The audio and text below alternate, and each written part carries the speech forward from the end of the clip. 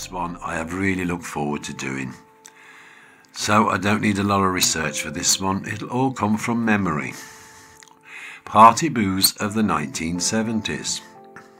It's that time of year again, and Christmas is coming, and it's time to stock up for that big day. Not today, but I'm taking you back to the 1970s, when we remember Christmas being so special. Even though families like mine of the working class still had little money, you knew your parents were doing their best to make it a special day. Woolworths decorations and gifts from the market, but all appreciated and enjoyed. But what about the booze that was on offer when relatives visited for drinks? What was in that cabinet and that larder that was getting full of delights for the era? Were they great, or just awful, leaving a taste of paraffin in your mouth? Or did it capture that special atmosphere of Christmas? Let's look at the trendy drinks that were popular in the 1970s. You decide whether you loved them or hated them, or just politely declined for a cup of Thai Fu or Mellow Birds. The mock champagne. This has been around since 1906, called Cider Deluxe originally. It was produced by Bulmers and was rebranded Pommain in 1916. People had it and they thought they were posh. Fizzy cider with a cork that would pop and would all dive to avoid being the target as it bounced around the room from the pressure. It was so popular in the 1970s and people felt special with this fizzy sweet drink, and it was reserved for best, and most people found the taste pleasant. It was cheap and the label was only 49p in the 1970s. My memory says it was okay and rates high in taste and value. The champagne looking bottle made it a must-have over Christmas. Pommain ceased to sell in 2013. I'm not sure, but isn't Prosecco the same stuff? I don't know. The next one is Cinzano Bianco. This has already been around for hundreds of years, but Campari made a great advertising campaign in the 1970s with the notable Leonard Rossiter and Joan Collins, which made it a popular drink. Made with its secret herbs and spices, so it was believed, and very much around today it is, but it stirs memories of the decade of the 70s as a cabinet filler and for the offering of special times. With its floral and spicy taste, Cinzano is a vermouth, or a vermouth, however you pronounce it, which made up cocktails or was served neat as an aperitif before your prawn cocktail or your pineapple and cheese sticks. Did anyone like it? Personally, I hated the stuff, but I'll imagine that many will have found fond memories and maybe still have it in their cabinets today. In 1975, a bottle would set you back just over £1. Blue Nun. Blue Nun wine was made from a German company, the same people that made Liebfraumilch. Pronounced that well, didn't I? Liebfraumilch. Which was considered low quality, as many Germans saw it as a poor quality wine. However, Blue Nun was more crisp and fruity tasting and a white wine which had been around since 1923. And it was in the 1970s that people remember this versatile wine being on many household tables, served with white meat or fish. And as turkey was our traditional meal, then Blue Nun was the perfect complement. Its versatility of use was its selling point, and it was cheap and was the first global brand to sell worldwide.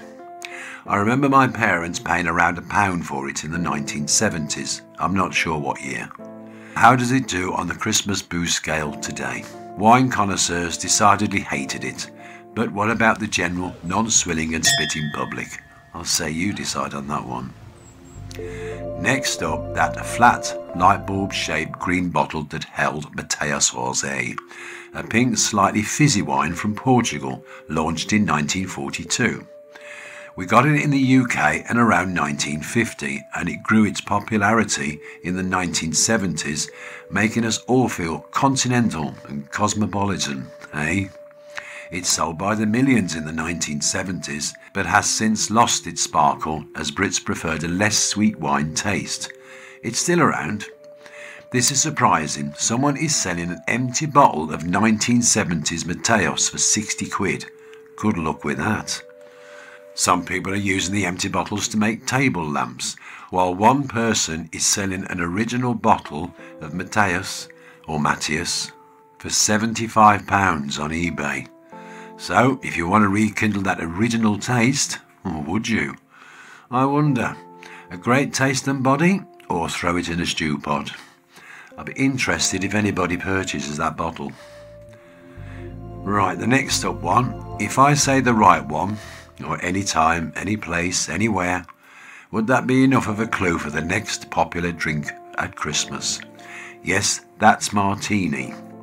The 1970s saw a massive advertising campaign for Brits to be continental again, with glamorous people in snowy ski resorts and people living on yachts, giving the impression that exciting people drink martini, and you could be the same by partaking in this vermouth drink.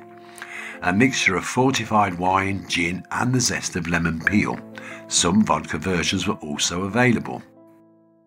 The decade saw the drink's popularity soar even though it was introduced in the 1920s in Britain. This sophisticated drink is still on sale in the UK today, and I'll wonder how many people still have this as a tipple before they book their Swiss holidays.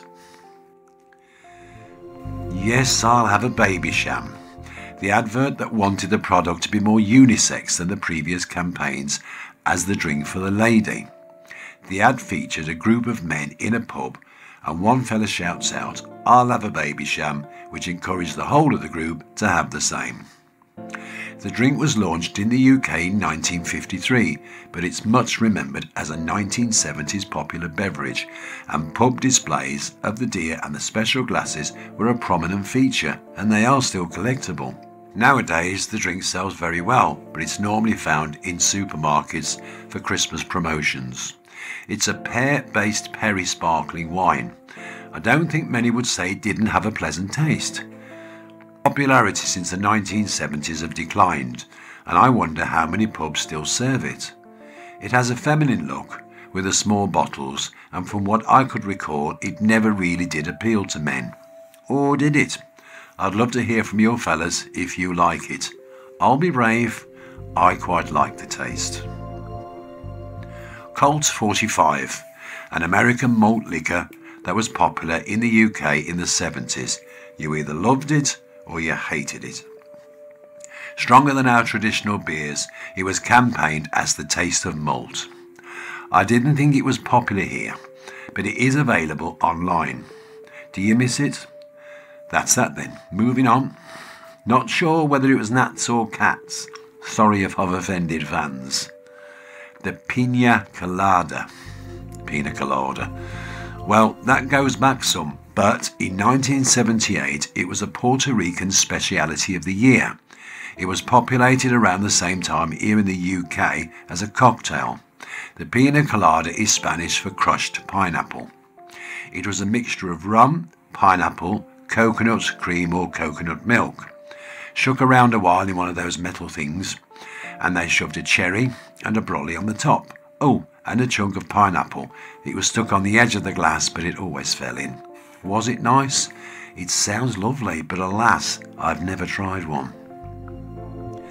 Advocaat, originally from the Netherlands by Varninks. It has been around since the 1930s in the UK, but it became popular with the invention of the snowball. It was simply a mixture of Advocaat, lime juice, fizzy lemonade over ice. The drink was more popular for people over the age of 50, and it was known as the granny's drink. It was very much promoted around the Christmas time with TV adverts. Advocaat is made up of egg yolks, sugar, brandy and vanilla, and it's got a custard-like texture and consistency. Commonly known as the Dutch eggnog. Yes, indeed, Advocaat can be bought today, and the snowball recipe is on the label of some of the bottles. In 1975, a bottle of this yellow delight would be £1.21, so not that cheap, really. Drinking raw eggs? Doesn't really appeal to me personally, but I'm probably totally wrong again. Am I? Let me know. Maybe I've been missing out. What about that Boxing Day party, eh? That get-together, or for that New Year's Eve shindig. What's missing? Well, here's a clue. It's big and it's got a number 7 on it. Only one thing missing. Watney's. Oh, and the can opener. The large Party 7 beer that contained bitter, a dark flat beer that was shared around the guests by piercing 2 holes on the opposite side of the top of the can to let the air flow in and the beer flow out smoothly. It was a cheap and cheerful party choice, and despite the awkward way of getting beer out, people have great nostalgia about it. It was part of the atmosphere, and although many people weren't keen on the taste, this doesn't dissolve that great memory of that festive get-together. Tins started to lose their favour because lager was becoming more available, and the beverage was too fizzy to go into the can. Younger people predominantly favoured the lager, as opposed to the bitter or mild. Party beers of this type are still available, but you have to order them online. Incidentally, the number 7 was misleading to some because the number 7 was not measuring out 7 pints. It was there just to indicate 7 servings. Cheeky, eh? Well, I was going to finish there, but I've just remembered Stone's ginger wine. My friend and I, we went to a pub in Vauxhall about 10 years ago now, and we looked and we both had memories of some relative drinking this during the Christmas time. We thought we'd give it a go. It was absolutely disgusting. However, it was a popular drink, so we might not be the only ones that didn't like it. Well, I'll have your take on that if I may. Anyway, it was a short one, but I just wanted to go back and have a look at those old drinkies and find out whether you loved them or hated them. Once again, thank you so much for watching, and again, please forgive my errors and typos. And I just want to say, with much love and warmth, Mickey. Oh, by the way, if you're interested in any of this social history, I do have other ones on this channel. Thanks again. Take care for now.